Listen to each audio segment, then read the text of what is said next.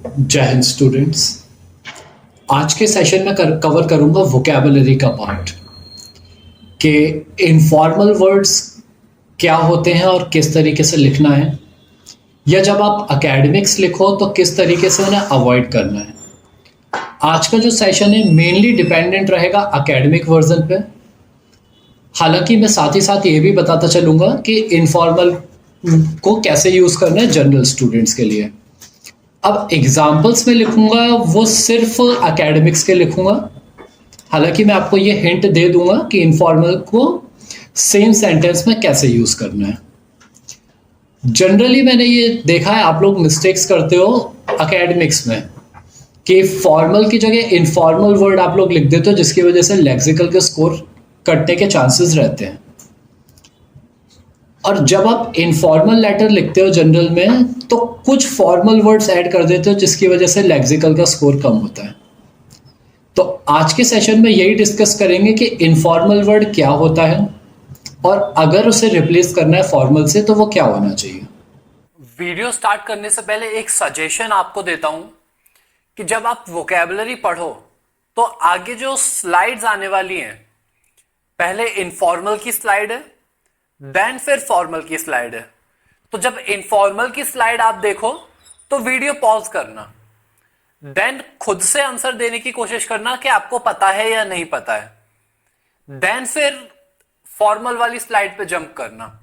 इससे क्या होगा, आपका सेल्फ एनालाइजेशन भी हो जाएगा कि आपको कितना पता है और कितनी चीजें आपके सीखने रह गई हैं। तो स्टार्ट कर लेते हैं slide number first, and the first word is bring in. Video pause करो, ब्रिंग इन का फॉर्मल क्या होता है नोट डाउन करो, देन आगे स्विच करना। देख लेते हैं। ब्रिंग इन का मतलब होता है फॉर्मल में इंट्रोड्यूस। जब किसी चीज को आप इंट्रोड्यूस करते हैं उसे बोलेंगे हम इनफॉर्मल में ब्रिंग इन। जैसे ब्रिंग इन द नोटिस, नहीं, ये फॉर्मेट नहीं लिखना है, क्या लिखना है, इंट्रोड्यूस। एक एग्जाम्पल से क्लियर करता हूं, आपको जल्दी समझ आ जाएगा। और एग्जाम्पल में जो लिखूंगा सारे फॉर्मल ही लिखूंगा, क्योंकि इनफॉर्मल एग्जाम्पल आज की क्लास में डिस्कस नहीं कर रहा हूं। आज मैं ये सिर्फ इतना पढ़ा रहा हूं कि इनफॉर्मल की जगह फॉर्मल कैसे लिखना है। अब जो जनरल वाले स्टूडेंट्स हैं वो इसे ऐसे देख सकते हैं कि इनफॉर्मल कब यूज करना है, फॉर्मल कब यूज करना है। हालांकि एग्जाम्पल्स जो मैं दे रहा हूं सिर्फ और सिर्फ फॉर्मल के दे रहा हूं। तो देखो, आई इंट्रोड्यूस्ड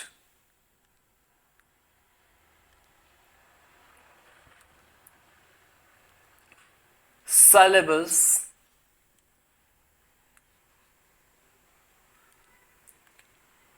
of IELTS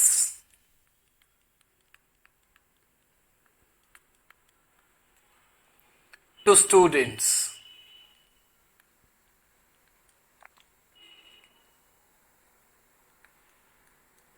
अब ये इंट्रोड्यूस की जगह अगर मैं लिख देता I brought in a notice, bring का सेकंड फॉर्म ब्रॉट हो जाएगा, देन फिर वो क्या हो जाता है, इनफॉर्मल हो जाता है। Right, coming to the next slide, the next word is a idea. ये वर्ड आप लोग काफी लिखते हो फॉर्मल में, मतलब इसका जो फॉर्मल वर्ड होता है आप लोग काफी बार लिखते हो। तो गैस करो क्या होना चाहिए, और फॉर्म उसी फॉर्मेट में वीडियो देखना है। इनफॉर्मल हो तो पॉज कर लेना, देन फिर फॉर्मल चेक करना आंसर करेक्ट जा रहा है या नहीं। टास्क 1 में भी काफी लिखते हो इसका फॉर्मल वर्ड, टास्क 2 में तो खैर लिखते ही लिखते हो। तो देखते हैं क्या होना चाहिए इसका वर्ड। इसके लिए जो फॉर्मल वर्ड होता है वो होता है नोशन। याद आ रहा है, टास्क 2 में काफी लिखते हो ये वर्ड आप। एग्जाम्पल देख लेते हैं, जल्दी क्लियर हो जाएंगी चीजें। This notion illustrate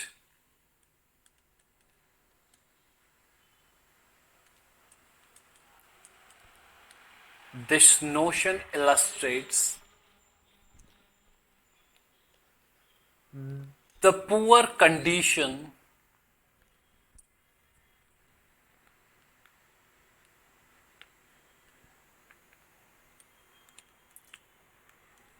of economy.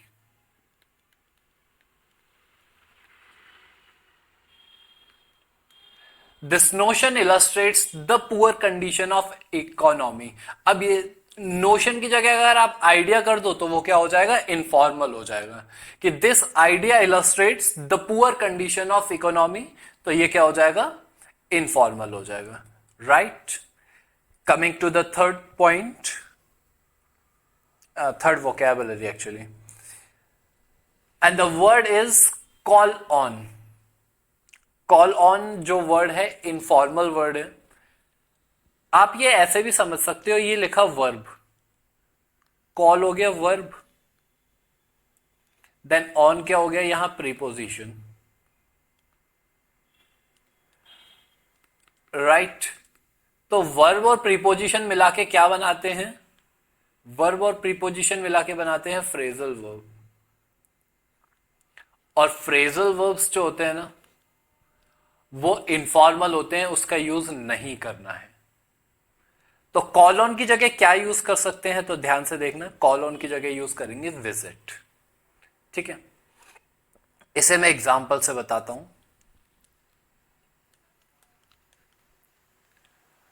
I asked my cousin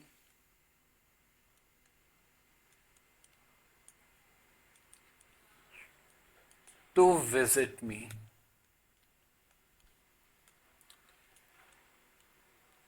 right. अब थोड़ा ध्यान देने वाली चीज ये है कि कॉल ऑन जो होता है ना वो किसी को बुलाने के सेंस में यूज होता है, ठीक है. और आप चाहो तो विजिट को भी उस सेंस में यूज कर सकते हो, लेकिन सेंटेंस में थोड़ा सा चेंज आ जाएगा, ठीक है. कॉल ऑन यूज होगा जब आप किसी को बुलाओगे, ठीक है. और ये फिर विजिट जो यूज होगा ना फिर वो इस तरीके से यूज हो जाएगा, मेड अ विजिट, ठीक है. अगर कंफ्यूज हो रहे हो तो इसे ऐसे समझ लो, कॉल ऑन जो यूज होगा वो कहां यूज होगा, किसी को बुलाने के लिए. विजिट यूज होगा जब आप कहीं जाओगे, ठीक है. और किसी को बुलाने वाले सेंस में अगर आपको यूज करना है विजिट को तो ये यूज करना मेड अ विजिट. ये मेड जो है वो पॉजिटिव वर्ब हो जाएगी, ये मेड जो हो गया क्या हो गया, पॉजिटिव वर्ब, ठीक है. तो मेड अ विजिट हो जाएगा फिर, ठीक है. तो अगर जैसे मैं इस सेंटेंस में बोलूं तो I asked my cousin to make a visit to me, ऐसा हो जाएगा फिर ये, ठीक है. तो इस कंसेप्ट को थोड़ा ध्यान से समझना, मतलब गलत मत कर देना, क्योंकि विजिट और कॉल ऑन जो है वो अलग अलग सेंस में यूज होता है. तो अगर समझ नहीं आ रहा है ना तो दोबारा प्ले करके सुन लो, बस कंसेप्ट गलत नहीं करने हैं, ठीक है. और अगर कंसेप्ट में मजा आ गया हो तो सब्सक्राइब कर देना, वीडियो को लाइक कर देना, क्योंकि ऐसे तमाम सारे लेक्चर्स अभी और पेंडिंग है. तो जैसे ही नेक्स्ट लेक्चर आएगा आपको नोटिफिकेशन मिल जाएगा. चलिए, now the next point, free. अब ये वर्ड फ्री जो है ना, ये कोई चीज फ्री मिलती है वो वाले सेंस में नहीं है. ये जो वर्ड है ये उस सेंस में जब कोई चीज फ्री हो जाती है. लेट्स से कोई चीज प्रिजन में है, कोई चीज प्रिजन में है, वहां से फ्री हो गई, उस सेंस में है ये वर्ड, ठीक है. तो आंसर देते टाइम थोड़ा सा ध्यान रखना. हाँ, देन इसके लिए जो फॉर्मल वर्ड होता है that is liberate, right. Example से देखते हैं.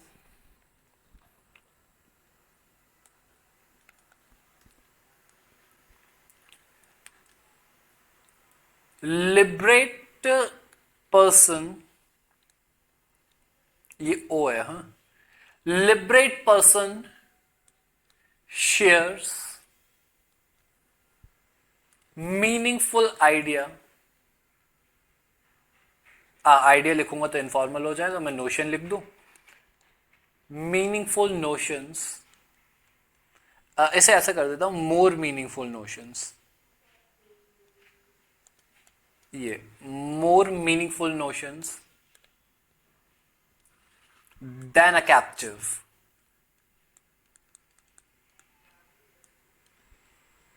राइट यहां लिबरेट किस सेंस में है, फ्री वाले सेंस में यूज हो रहा है, ठीक है। I am sorry. चलो, आई एम एक्सपेक्टिंग यहां तक सबको सारा कुछ क्लियर हो गया होगा। अगर कोई डाउट है तो कमेंट बॉक्स में मेंशन कर दो। एज यूजुअल आई सेड कि अगर छोटा डाउट होगा तो कमेंट में ही क्लियर कर दूंगा, अदरवाइज एक सेपरेट लेक्चर में उस पर रिकॉर्ड कर दूंगा। चलते हैं नेक्स्ट वोकैब पे, which is wait for.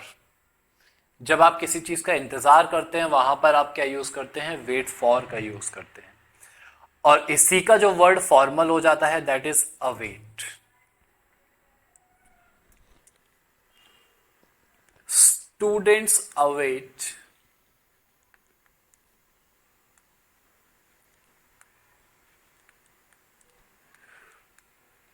visa officer's response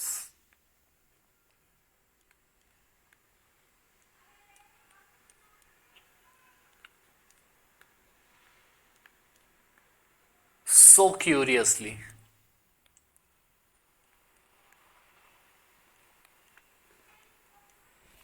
अब अवेट की जगह में अगर लिख देता वेट फॉर तो वो क्या हो जाता, इनफॉर्मल हो जाता।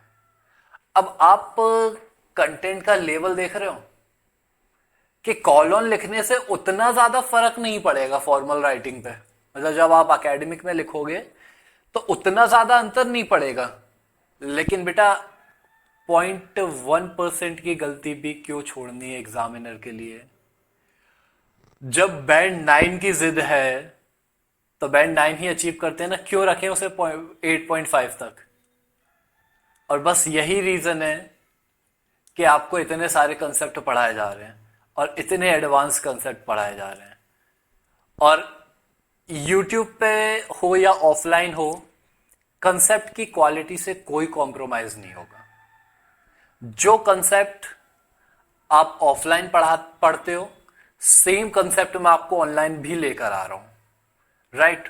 और जो ऑफलाइन ऑनलाइन दोनों पढ़ रहे हैं, हाँ मतलब ऑफलाइन क्लास में पढ़ रहे हैं देन ये लेक्चर देख रहे हैं, वो इस बात को प्रूफ कर सकते हैं कि कंटेंट में कोई कमी नहीं है। जो कंटेंट मेरा ऑफलाइन बैच में है सेम कंटेंट यहां है। बेटा रिजल्ट तो यूट्यूब से भी देना है ना। यूट्यूब पैसे कमाने का सोर्स नहीं है, यूट्यूब आपके रिजल्ट का सोर्स है। मुझे तब ज्यादा खुशी होगी जब मेरे 100 स्टूडेंट बैंड 9 लेके यूनिवर्सिटीज में बैठे होंगे, बजाय इसके कि मेरे सिर्फ 20 स्टूडेंट यूनिवर्सिटी में बैठे होंगे ना। मैं कहता हूं 100 भी क्यों, 1000 स्टूडेंट्स मेरे यूनिवर्सिटी में बैठे होने चाहिए। बैंड 9 लेकर तो आओ, गर्व से छाती चौड़ी करो। तो जब आपका लेक्चरर वहां ढूंढ रहा होगा कि कौन है वो स्टूडेंट जिसका बैंड 9 आया है, तब भारतीय खड़ा होगा। वो खुशी और कहीं नहीं मिल सकती।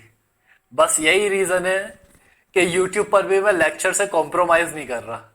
जो लेक्चर्स का लेवल ऑफलाइन में है वही ऑनलाइन में है। और अगर पैसे कमाने का जरिया होता तो मैं आपको 2-3 पॉइंट्स बता देता, 2-3 हुक पॉइंट बता देता और आप ऑफलाइन क्लास के लिए आ जाता। ना बेटा ना, जब बात पर्सनल हितों से ज्यादा होती है ना, वहां इतने सैक्रिफाइस होते हैं। ये बात मैं बिल्कुल जान रहा हूं कि मेरा कंटेंट जो है वो यूनिक है, ये कंटेंट नहीं मिल रहा आपको कहीं और।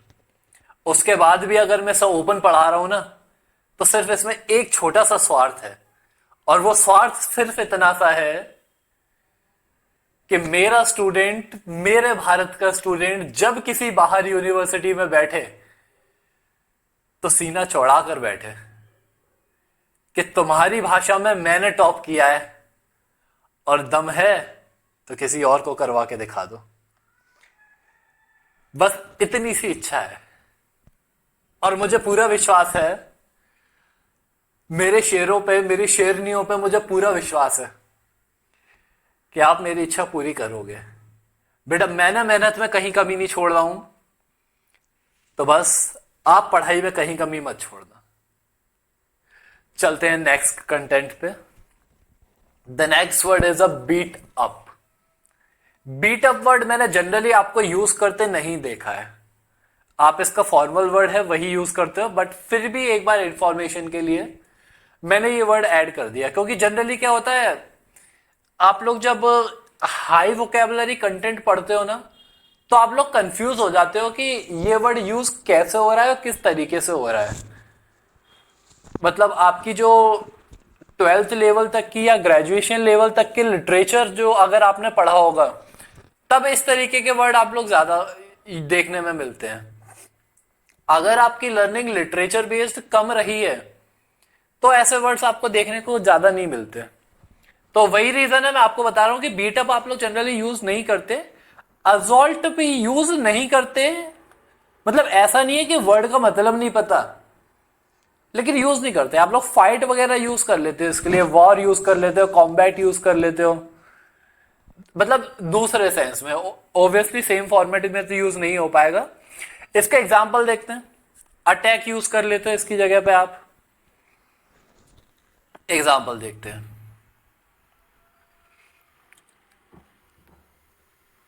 Army of India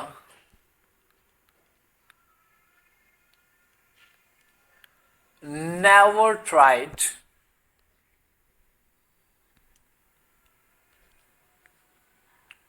to assault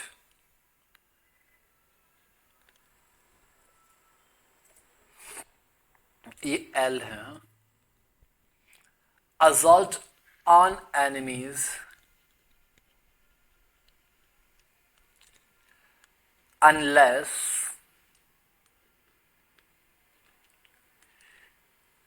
they do। अब ये they do जो मैं लिख रहा हूं ना, थोड़ा सा इनफॉर्मल जा रहा है, हाँ, तो इसे इग्नोर करना, कंसेप्ट पे ध्यान देना है बस। ये assault on क्या हो जाएगा यहाँ पे, फॉर्मल वर्ड हो जाएगा, ठीक है। अच्छा, मैंने काफी लोगों को ये वर्ड यूज करते सुना है, until and unless।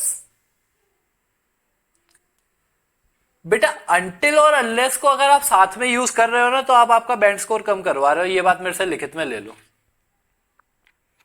और ये इतनी कॉमन मिस्टेक है, मतलब मुझे याद है कि लास्ट वीकेंड मैं एक ट्रेनिंग सेशन अटेंड कर रहा था, उसमें भी मैंने क्या नोट किया कि स्पीकर जो है उसने until and unless बोला। तो मैं अगर ट्रेनर ये गलतियां कर रहे हैं ना, तो ये गलतियां मैं स्टूडेंट से तो एक्सपेक्ट कर ही सकता हूं, लेकिन बेटा इतना याद रखना, अगर मैं पढ़ा रहा हूं तो बना रहे कोई भी ट्रेनर, बना रहे कोई भी टीचर, स्टूडेंट्स का बैंड 9 ही आएगा। स्टूडेंट करेक्ट करने की हिम्मत रखते हैं एग्जामिनर को भी। जब आप राइटिंग लिख के आओगे ना, तो एग्जामिनर हो सकता है आपकी राइटिंग में से एक नया कंसेप्ट सीख के जाए। जब ट्रेनर गलतियां कर रहे हैं, दूसरी साइड मेरा स्टूडेंट गलती नहीं कर रहा, तो ऑफकोर्स ऑब्वियसली बात है, मेरा स्टूडेंट बैंड स्कोर क्यों नहीं लेकर आएगा। जब ट्रेनर को, एग्जामिनर को वो कंसेप्ट नहीं पता, जो कंसेप्ट आप आपकी राइटिंग में लिख के आ रहे हो, आपकी स्पीकिंग में बोल के आ रहे हो, तो एग्जामिनर मार्क्स काटेगा कहां से। ऑफकोर्स उसने ईएफएल की डिग्री करी होगी, तो कंसेप्ट याद तो होगा लेकिन यूज नहीं कर पा रहा है। और जब आपसे सुनेगा कि आप यूज कर पा रहे हो, तो बैंड स्कोर देने के अलावा उसके पास कोई दूसरा ऑप्शन ही नहीं होगा, राइट। तो ये लेवल की प्रिपरेशन करना है, और यही लेवल की प्रिपरेशन मैं आपको क्लासेस में कराऊंगा, ठीक है। और ये अनटिल और अनलेस वाला कंसेप्ट है ना, ये या तो मैं एडजेक्टिव में कवर कर लूंगा, वर्ब में या एडवर्ब में कवर कर लूंगा, ठीक है, कि कब अनटिल यूज करना है, कब अनलेस यूज करना है, और किस तरीके से यूज करना है, ठीक है। देखते हैं next slide. The next word is look like. Look like word जो है वो इनफॉर्मल है, इसका आप लोग जनरली यूज करते हो, तो मैं इसका एक एग्जांपल इसका भी दे देता हूं। She looks like her father. अब आपने ये लिख दिया ना, तो ये इनफॉर्मल हो गया। अब ये एस क्यों लगाया है, तो सिंगुलर है इसीलिए लगाया है, ठीक है। अब लुक्स लाइक की जगह आप लोग एक चीज और लिखते हो, लुक्स अलाइक। एक सेकेंड, लुक्स अलाइक, तो ये बेटा इनफॉर्मल वर्ड होता है, ठीक है। इसे फॉर्मल में कैसे चेंज करना है, तो ये देखो, रिजेंबल। तो इसका फॉर्मल वर्जन क्या हो जाएगा, she resembles, she resembles her father. She resembles her father क्या हो जाएगा, फॉर्मल वर्जन हो जाएगा, ठीक है। रिजेंबल को हटा के अगर आप लुक लाइक और लुक अलाइक लिख दोगे तो इनफॉर्मल हो जाएगा, जैसा मैंने बताया। Now the next word, rich. बहुत कॉमन वर्ड है, मतलब जहां यूज कर सकते हो वहां बिल्कुल यूज करते हो, जबकि इसका फॉर्मल वर्ड जो यूज करना चाहिए दैट विल बी वेल्थी, ठीक है। अब हो सकता है स्ट्रक्चर में थोड़ा चेंज आ जाए रिच और वेल्थी लिखने में, तो उस बात का थोड़ा सा ध्यान रखना है, ठीक है। वेल्थी का एग्जांपल देखते हैं।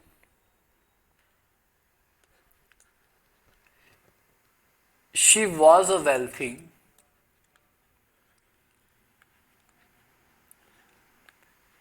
as she claims,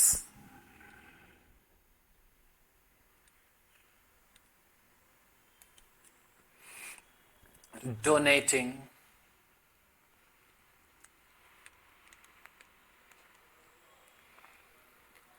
$50 million in a year। समझ आया? अब ये शी वॉज रिच कर दोगे तो वर्ड इनफॉर्मल हो जाएगा, ठीक है। तो थोड़ा ध्यान रखना है, हाँ। अच्छा, एक क्वेश्चन हो सकता है आपके माइंड में आ रहा होगा कि अगर फॉर्मल लिख दिया और एक से ज्यादा बार यूज करने की जरूरत पड़ी तब क्या वर्ड लिखेंगे।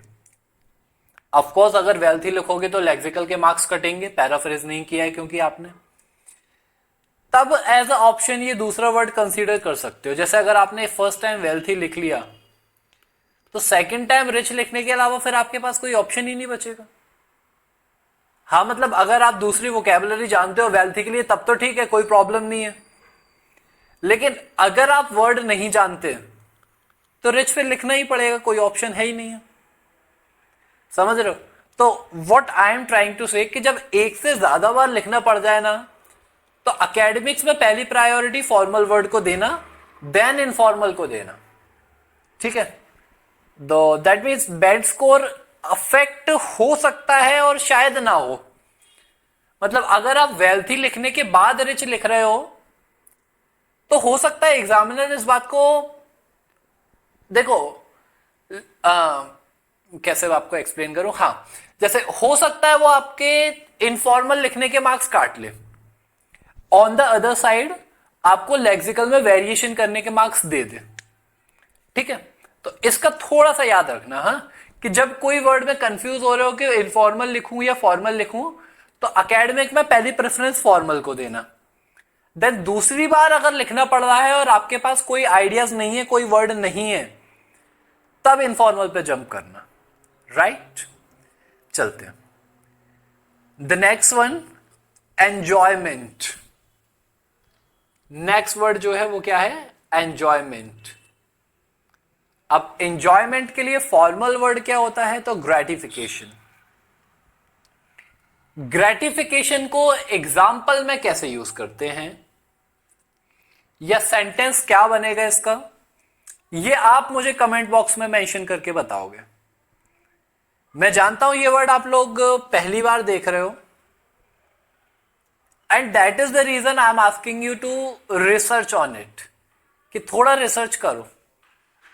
आप आंसर लिखोगे ना तो आप ज्यादा सीखोगे। यहां मैं डायरेक्ट आंसर बता दूंगा ना तो उतने समझ तो जाओगे, फिर वो जो क्यूरियस वाला एलिमेंट रहता है ना, क्यूरियोसिटी वाला एलिमेंट, वो नहीं आएगा आपके अंदर।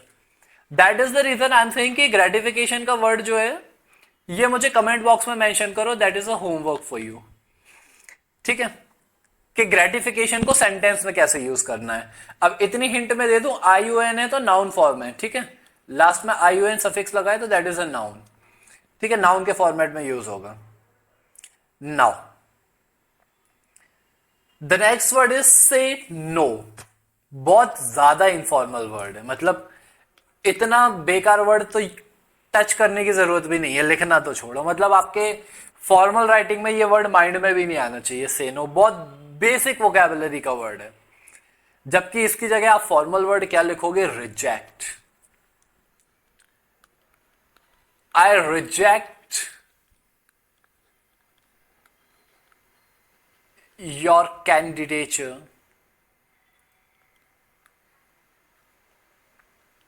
कैंडिडेचर एक नया वर्ड सीखा, इसको भी गूगल करना, इसको भी चेक करना क्या होता है अगर नहीं पता तो। I reject your candidature for US visa.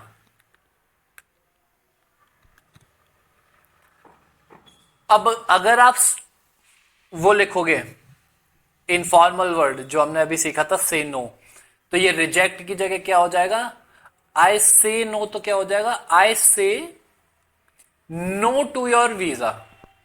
ठीक है, तो थोड़ा सा चेंज आएगा हाँ लिखने में, फॉर्मल और इनफॉर्मल में, तो इस बात का ध्यान देना। Now the next word is away. ये अवे डिस्टेंस वाला नहीं है, मतलब जैसे ये एक बिल्डिंग है A और एक ये जो दूसरी बिल्डिंग है B, लेट से इनके बीच में काफी डिस्टेंस है, तो ये वाले सेंस में अवे नहीं है, डिस्टेंस वाले सेंस में नहीं है ये अवे। ठीक है, ये अवे कैसे है कि आप हो तो यहां पे, ठीक है, लेकिन आपका मन कहीं और है, माइंड कहीं और है, वो वाले सेंस में अवे है ये, कि आप प्रेजेंट तो यहीं पे हो लेकिन आपका माइंड कहीं और है, उस सेंस में अवे है ये। ठीक है, तो कंफ्यूज मत होना इस बारे में। ठीक है, अभी जब मैं फॉर्मल वर्ड बताऊंगा ना नेक्स्ट स्लाइड में, तो आपको ये चीजें और क्लियर हो जाएंगी कि what I exactly mean. absent इस सेंस में है, he was absent from the class। अब ये प्योर इनफॉर्मल वर्ड है, मतलब ये मैं जनरल वाले स्टूडेंट्स को सजेस्ट करता हूं कि अगर आप अवे लिखोगे तो अवे फ्रॉम ये प्योर इनफॉर्मल बनेगा। जब आप इनफॉर्मल लेटर लिखो ना तब ऐसे यूज करना वर्ड के फ्रेजल वर्ब के फॉर्म में, कि लिखना कुछ और चाह रहा हूं मतलब कुछ और आ रहा है। जनरली फ्रेजल वर्ब में यही होता है, इस तरीके के वर्ड इनफॉर्मल में लिखना तो मार्क्स मिलेंगे। फॉर्मल वाले स्टूडेंट तो अवे फ्रॉम लिखने का सोचेंगे भी नहीं, मैं बहुत श्योर हूं इस बारे में। आप डायरेक्ट एब्सेंट फ्रॉम लिखोगे इसमें, I am very sure about it. चलो, the next one is can. बहुत यूज करते हो मॉडल में, मॉडल वर्ब में तमाम बार मैंने पढ़ाया है। क्या स्ट्रक्चर होता है? सब्जेक्ट प्लस मॉडल वर्ब, ये एम होना चाहिए, एक सेकेंड, चलो अच्छा ये मैं हटा ही दूं। Subject modal verb, verb first plus object, यही स्ट्रक्चर होता है। Students can clear exam, modal verb की जगह मैंने क्या लिख दिया? कैन। अब इसका जो फॉर्मल वर्ड होता है वो क्या होता है? इज कैपेबल ऑफ, और कैपेबल की जगह एक वर्ड और मार्क करो, इज एबल टू। ठीक है, प्लूरल होगा तो ऑब्वियस सी बात है आर हो जाएगा। देखो कैन लिखना गलत नहीं है, लेकिन जब अगर आपके पास अल्टरनेटिव है, पहला अल्टरनेटिव ये रहा, दूसरा अल्टरनेटिव ये रहा, तो आप वो वर्ड यूज करो ना जो एग्जैक्ट फॉर्मल यूज होता है। अब दो वर्ड यूज करने के बाद अगर आपके पास ऑप्शन नहीं है, तीसरी बार यूज करना ही है, तो कैन यूज कर लो। और जहां तक मैं समझ पा रहा हूं, आपको 2 से ज्यादा बार शायद यूज करना पड़े कैन का, मतलब ज्यादा से ज्यादा कहां यूज करोगे। कंक्लूजन में यूज हो जाएगा, या तो आप हो सकता है एग्जाम्पल में यूज कर लो, इसके अलावा शायद ही कहीं और यूज कर पाओगे, मतलब इंट्रोडक्शन में तो कहाँ ही यूज करोगे। हाँ, तो आई गेस ये 2 पॉइंट जो है वो इनफ है, लेकिन उसके बाद भी अगर नीड पड़े तब कैन का यूज करना, अदरवाइज मत करना। राइट, नाउ एग्जाम्पल से देख लेते हैं, जल्दी समझ आएगा। इस बार मैं प्लूरल के एग्जाम्पल बताऊंगा। हाँ, इसकी जगह आर लिखेंगे। Students are capable of scoring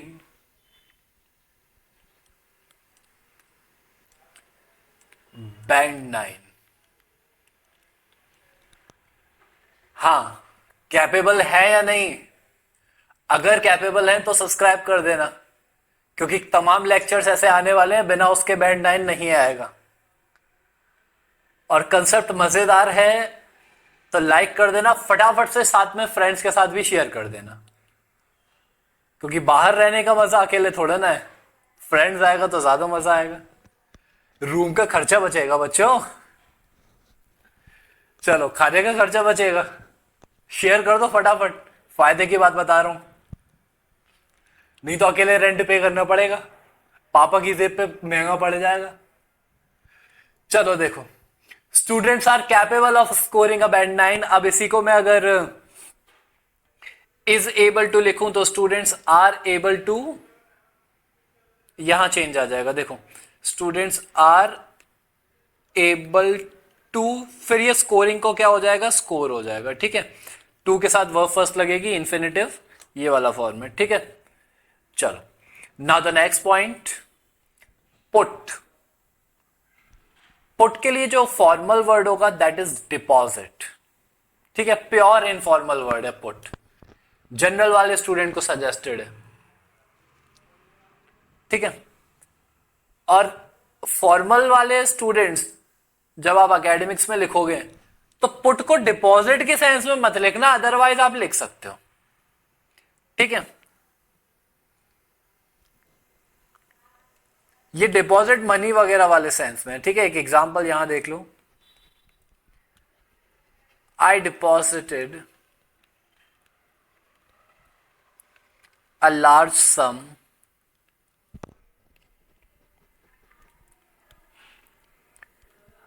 in my bank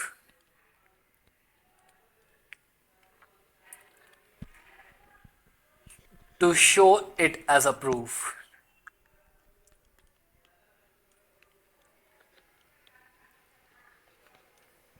as a proof. अब प्रूफ किसका है? जब वीजा ऑफिसर मांगता है वो वाला प्रूफ है ये। तो डिपॉजिटेड हो गया।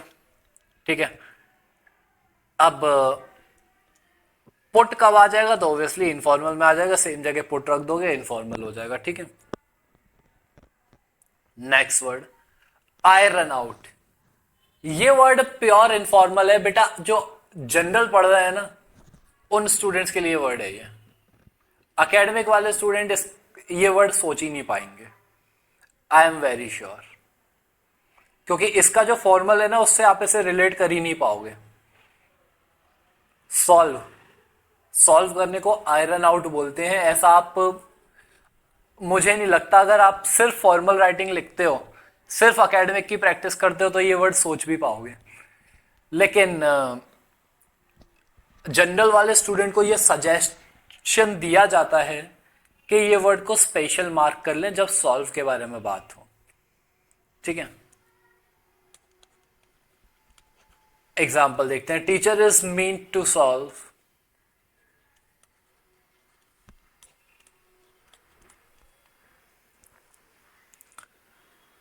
many problems of students। ये हो गया। इसी को इनफॉर्मल बनाओगे तो क्या आ जाएगा? Mean to iron out many problems. Right, now the next one and the last word that is late. ये वर्ड आप लोग ऑलरेडी जानते हो फॉर्मल क्या होता है इसका। अलाउ, I allowed him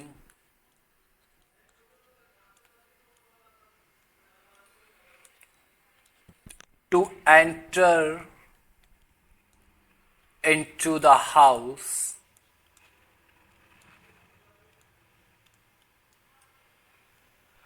अब ये सेंटेंस जो है इसमें एक एरर है, वो एरर क्या है तो आप मुझे कमेंट में मेंशन करके बताओगे। और अगर आप नहीं समझ पा रहे हो कि क्या मिस्टेक है, कोई प्रॉब्लम नहीं है, जब मैं आपको प्रीपोजिशन की क्लास पढ़ाऊंगा ना तब बताऊंगा कि इसमें क्या एरर है। तो सब्सक्राइब कर लो, नोटिफिकेशन आ जाएगा जब भी प्रीपोजिशन की क्लास आनी होगी। तो आज के लिए सेशन इतना ही रखेंगे, एंड करते हैं एज यूजुअल मोटिवेशन की तरह।